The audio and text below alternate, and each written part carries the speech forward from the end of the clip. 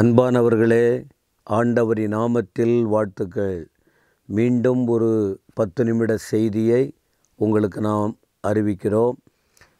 கடந்த தொடரில் சங்கீதம் 34:10 சிங்கக்குட்டிகள் தாட்சி அடைந்து பட்டினியாயிருக்கும், கர்த்தரை யார் தேடுகிறார்களோ அவர்களுக்கு குறைவே கிடையாது, ஏன்னா அவர் நிறைவுள்ளவர், குறைவை நீக்குவார் என்பதாக ஒரு செய்தி கொடுக்கப்பட்டது.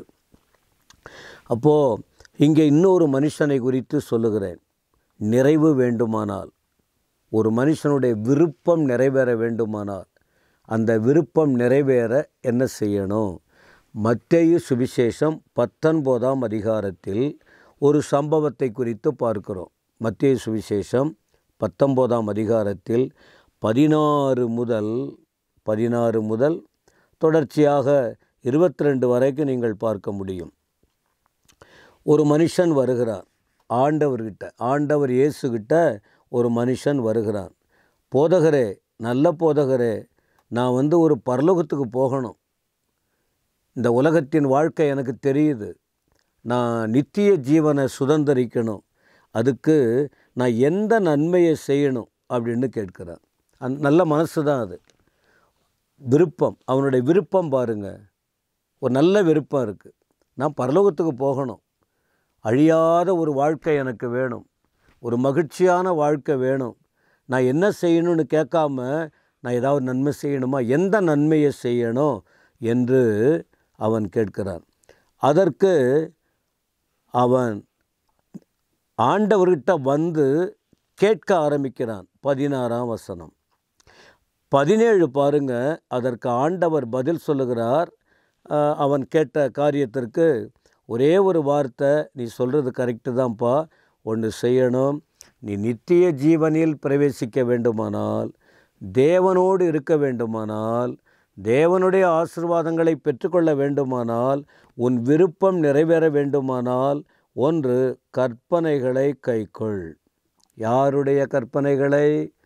தேவனுடைய கற்பனைகளை கைக்கொள். உன் விருப்பம் நிறைவேறணும். ஆனால் நீ தேவனுடைய, உன்னை படைத்த தேவனுடைய வார்த்தையை கேட்டு அதை உணர்ந்து அதை நீங்கள் கை கொண்டு நடந்தால் நீ விரும்புகிற காரியம் நடக்கும் என்று ஆண்டவர் சொன்னார்.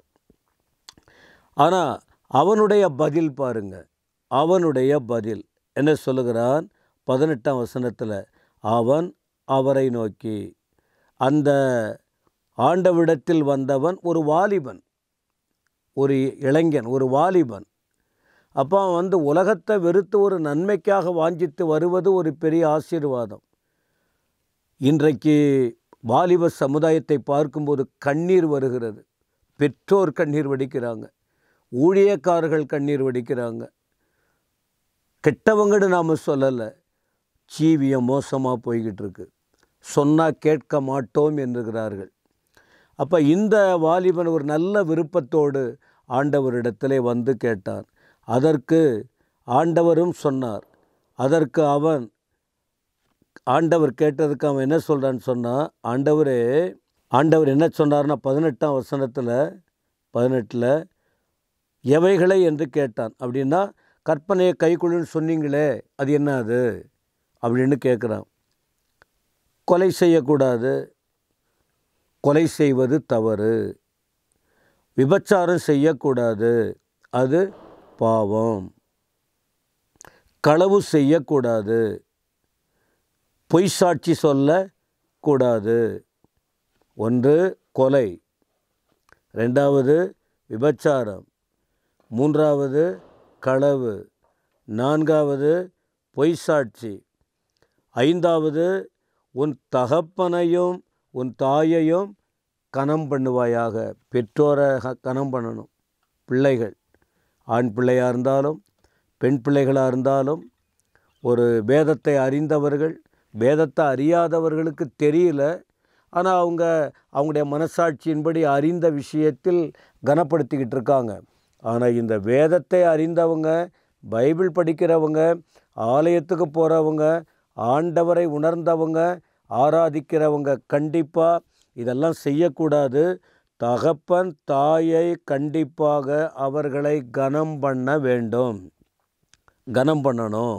அது மட்டுமல்ல, இன்னும் ஒரு காரியம் சொல்கிறாரு, உன்னிடத்தில் நீ அன்பு கூறுவது போல. பொதுவாக எல்லாருமே தங்களை தாங்களே நேசிப்பாங்க.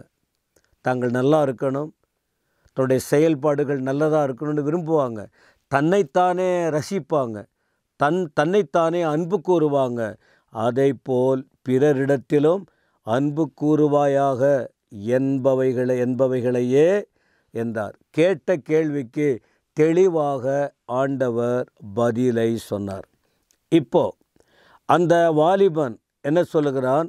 ஆண்டவரின் வார்த்தைக்கு அவன் 20ஆம் வசனத்தில் அவன் அதற்கு பதில் சொல்லுகிறான். வாலிபன் அவரை நோக்கி, ஆண்டவரே, இதெல்லாம் என் சின்ன வயது முதல் கை கொண்டிருக்கிறேன். ஆச்சரியமாக இருக்குது.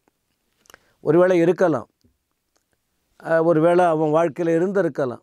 நாம் பொய் சொல்ல முடியாது. ஆனால் ஒருவேளை அவன் ஃபாலோ பண்ணி இருக்கலாம். பைபிளில் நிறைய பேர் அப்படி இருந்திருக்காங்க. அவன் அதை முயற்சித்து அதை பின்பற்றி இருந்திருக்கலாம். ஆனால் அப்படி சொன்னபோது ஆண்டவர் ஒரு காரியத்தை சொல்லுகிறாரு. 21ஆம் வசனத்தில், நீ நல்ல நிறைவோடு பூரண சற்குணராய் இருக்க விரும்பினால் போ, உனக்கு உண்டானதை விற்று தரித்திரருக்கு கொடு, அப்பொழுது பரலோகத்தில் உனக்கு பொக்கிஷம் உண்டாயிருக்கும், பின்பு என்னை பின்பற்றி வா என்று சொல்லுகிறார்.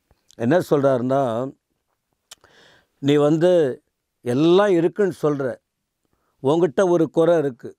என்ன குறைவு?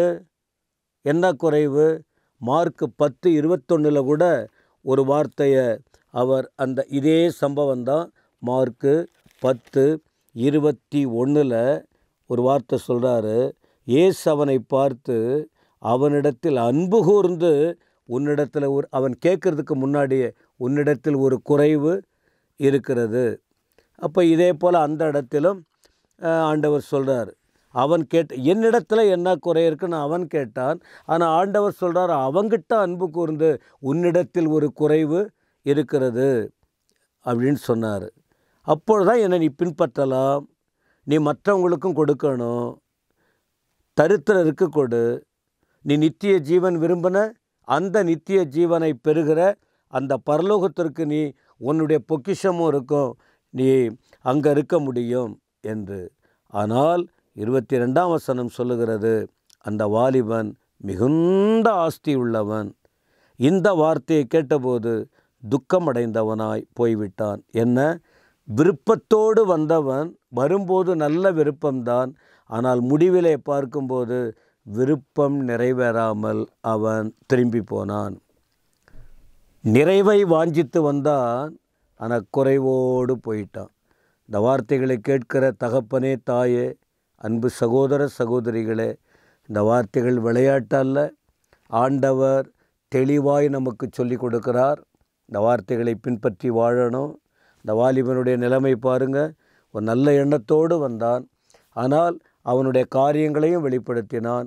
ஆண்டவரும் அவனுக்கு தெளிவுபடுத்தும்படி வார்த்தைகளை சொன்னார். அவன் என்ன குறை என்கிட்ட இருக்குன்னு கேட்டான். உங்ககிட்ட இந்த குறை இருக்குப்பான்னு சொன்னார். அவன் ஏற்றுக்கொள்ள மனசு இல்லை. இன்றைக்கி நிறைய பேர் தங்கள் குறையை உணர்வதும் இல்லை, சொன்னாலும் மற்றவர்கள் சொன்னாலும் ஏற்றுக்கொள்ளுவதில்லை. அப்போது நித்திய ஜீவனை இழந்துடுவோம். அழியாத வாழ்க்கையை இழந்து நித்திய ஜீவன், இயேசுவோடு வாழ்கிற வாழ்க்கை. ஆனால் நித்தியமான தண்டனை ஒன்று இருக்குது. அந்த இடத்துக்கு அதை விட்டாச்சுன்னா இந்த இடத்துக்கு போக வேண்டிய நிலைமை வந்துடும். எனவே நம்ம ஏதோ ஒன்றை தான் பிடித்து கொள்ள வேண்டும். நித்திய ஜீவன், நித்திய தண்டனை. நித்திய தண்டனைக்கு போகாமல் நித்திய ஜீவன் என்கிற ஆசீர்வாதத்துக்கு போக இந்த சம்பவத்தை படிங்க, இதை கேளுங்க, கீழ்ப்படிங்க. கர்த்தர் உங்களை ஆசீர்வதிப்பாராக. ஆமேன், ஆமேன்.